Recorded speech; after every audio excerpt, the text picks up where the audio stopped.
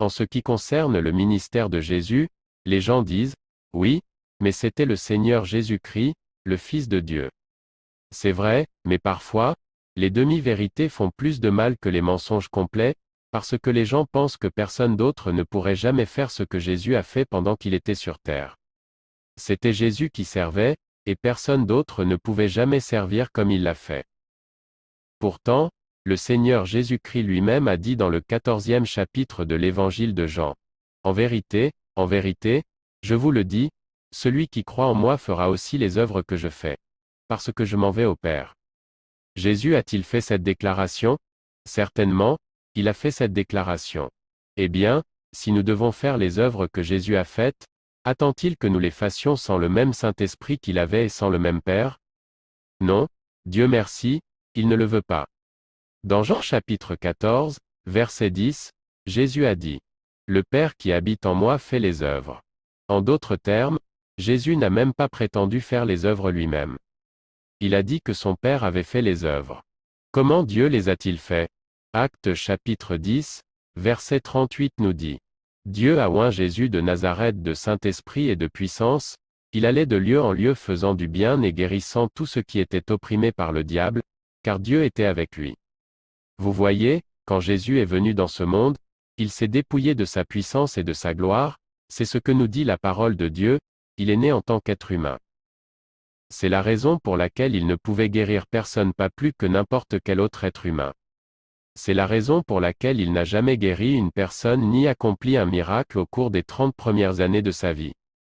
Ce n'est qu'après avoir été oint par le Saint-Esprit, seulement après son baptême dans le Jourdain par Jean, après que le Saint-Esprit soit descendu et que le Père ait parlé du ciel que les guérisons et autres miracles ont commencé à se manifester dans le ministère de Jésus. Bien sûr, Jésus est unique en son genre dans certains domaines et en tant que divinité. Mais en ce qui concerne le ministère, Jésus n'a pas utilisé ses propres capacités. Nous n'avons pas suffisamment examiné la parole de Dieu à ce sujet. Puisque Jésus était oint du Saint-Esprit et de force, le Saint-Esprit se manifestait dans le ministère de Jésus, comme le voulait le Saint-Esprit, non pas comme Jésus le voulait, même si Jésus était le Fils de Dieu. Jésus m'a dit cela pendant la vision.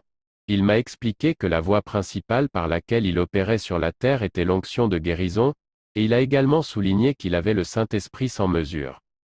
Jésus m'a dit qu'il servait principalement sur la terre en tant que prophète de l'Ancienne Alliance oint par le Saint-Esprit. Souvenez-vous qu'il s'est appelé prophète dans Luc chapitre 4, verset 24, et il a dit, « En vérité, je vous le dis, aucun prophète n'est accepté dans son propre pays. » Jésus se tenait non seulement dans le ministère de prophète, mais il se tenait dans tous les 5 dons du ministère, apôtre, prophète, évangéliste, pasteur et enseignant. Le mot grec apostolos, traduit par apôtre, signifie envoyé. Et Jésus se situe certainement en tête de la liste des envoyés, n'est-ce pas? Hébreux chapitre 3, verset 1 appelle Jésus apôtre, en effet, il dit, « C'est pourquoi, frères saints, participants de l'appel céleste, considérez l'apôtre et le grand prêtre de notre profession, Jésus-Christ. » Deuxièmement, Jésus s'est tenu dans le bureau du prophète. Il l'a dit dans Luc chapitre 4, verset 24. Il s'est également tenu dans le bureau de l'évangéliste. Notez que Jésus a dit dans Luc chapitre 4, verset 18, « L'Esprit du Seigneur est sur moi, parce qu'il m'a oint pour prêcher l'évangile aux pauvres. » C'est le message de l'évangéliste.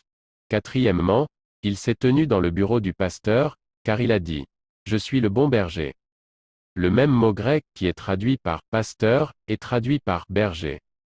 De plus, Pierre appelle Jésus, le berger en chef, dans 1 Pierre chapitre 5, verset 4.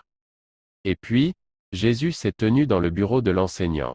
Nous savons cela simplement en lisant le ministère de Jésus dans les 4 évangiles, parce que les mots « enseigner » ou « enseignant » sont plus mentionnés que les mots « prêcher » ou « guérir » ou tout autre mot en relation avec le ministère de Jésus. Par exemple, Matthieu chapitre 9, verset 35 déclare, « Et Jésus a parcouru toutes les villes et tous les villages, enseignant dans leurs synagogues, prêchant l'évangile du royaume, et guérissant chaque maladie et infirmité parmi le peuple. » Nous pouvons voir que Jésus a placé l'enseignement en premier, la prédication en second et la guérison en dernier. Bien sûr, beaucoup de gens veulent inverser cet ordre. Ils veulent d'abord être guéris, mais ce n'est pas comme cela que ça se passe et ce n'est pas comme ça que le ministère de Jésus fonctionnait non plus. Cela m'a choqué quand Jésus m'a dit cela, mais je peux vous le prouver par les Écritures, comme il me l'a prouvé. Jésus a dit, « Vois-tu, ceux qui ne voulaient pas m'entendre n'ont pas été guéris. Je n'ai pas guéri tous les malades comme pourrait le penser une personne de l'Église moyenne.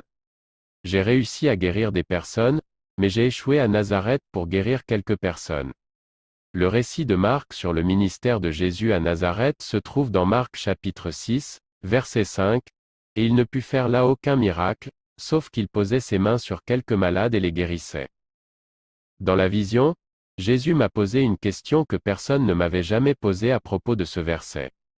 Il a dit, « Combien sont quelques-uns » J'ai dit, « Eh bien, ce n'est pas beaucoup. » Il a demandé à nouveau, « Combien sont quelques-uns » J'ai dit, « Eh bien, c'est quelques personnes. » Et il m'a demandé la troisième fois, « Combien est-ce quelques personnes » J'y ai réfléchi, et j'ai dit, « Eh bien, à mon avis, quelques personnes sont de 2 à 6 personnes. Je n'ai réussi à guérir que quelques personnes dans ma ville natale. Et les quelques personnes qui ont été guéries n'ont eu aucun problème à le devenir. Je me suis renseigné à ce sujet après la vision. La Bible amplifiée dit que Jésus a posé ses mains sur quelques personnes malades. J'ai aussi eu à réfléchir à ce que la Bible appelle « quelques-uns ». Noé et sa famille étaient 8 personnes sauvées lors du déluge, et c'était « quelques-uns ». Ainsi, il serait prudent de dire qu'il y avait 6 ou 8 personnes qui ont été guéries sous le ministère de Jésus dans sa ville natale de Nazareth. Jésus m'a dit, si je guérissais les malades de moi-même uniquement, j'aurais dit, maintenant, emmenez-moi 5 ou 6 personnes aveugles, et un groupe de médecins examinera ces personnes aveugles pour certifier qu'elles sont aveugles. Ils avaient à cette époque des médecins. Luc était médecin. Allez chercher 5 ou 6 sourds et nous demanderons aux médecins de certifier qu'ils sont sourds. Allez chercher 5 ou 6 personnes qui sont paralytiques ou infirmes et ne peuvent pas marcher. Nous demanderons aux médecins de les examiner et de certifier qu'ils le sont réellement. Je demanderai encore d'aller chercher des gens avec d'autres problèmes physiques majeurs et je leur aurai imposé les mains et les aurai tous guéris, juste pour prouver qui je suis. Mais, a dit Jésus, il est clair que dans l'évangile de Marc, dans le 6e chapitre et le 5e verset, je ne pouvais y faire aucun miracle. Il ne dit pas que je ne le voulais pas, il est dit que je ne le pouvais pas. Le Saint-Esprit ne s'est pas manifesté dans les puissantes œuvres de miracles, de foi spéciale ou de dons de guérison, je ne pouvais rien faire. Je n'avais aucune manifestation d'œuvre puissante. Au lieu de prouver quoi que ce soit, je me suis retrouvé en dehors de la ville.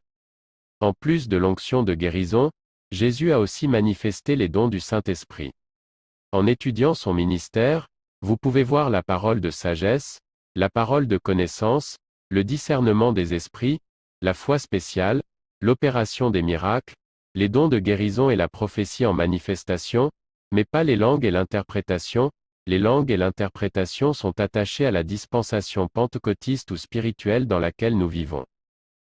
Même si Jésus était le Fils de Dieu et que le sang divin coulait dans ses veines, il exerçait son ministère sur la terre en tant qu'être humain, prophète ou un du Saint-Esprit et parce que le Saint-Esprit ne s'est pas manifesté ce jour-là dans la ville natale de Jésus, seules quelques personnes souffrant de maladies mineures ont été guéries. Il leur avait lu le livre de Isaïe. Mais ils ne l'ont pas cru, ni entendu, alors ils n'ont pas été guéris. Luc chapitre 4, verset 22 dit que leur réaction à son sermon était « N'est-ce pas le fils de Joseph ?» Jésus m'a dit « Si je pouvais guérir les malades comme les gens le pensent que je le faisais pour prouver ma divinité je l'aurais fait mais quand je suis arrivé dans ma ville natale de Nazareth, je n'ai pas réussi à le prouver. En étant Dieu, j'étais aussi humain. La parole de Dieu a dit qu'il était humain. Il est devenu un être humain. Tout être humain, m'a-t-il dit, veut faire du bien dans sa ville natale. Mais au lieu de réussir dans ma ville natale, je suis sorti de la ville. Jésus devait être simplement comme le reste d'entre nous d'un point de vue humain, parce que la parole de Dieu nous dit dans Hébreux chapitre 4, verset 15 que nous avons un grand prêtre, Jésus, qui compatit à nos faiblesses, parce qu'il a été tenté en toutes choses, exactement comme nous. Jésus devait avoir les mêmes qualités humaines que nous autres. C'est la raison pour laquelle il a dit que, Comme tout être humain, il voulait faire du bien dans sa propre ville natale.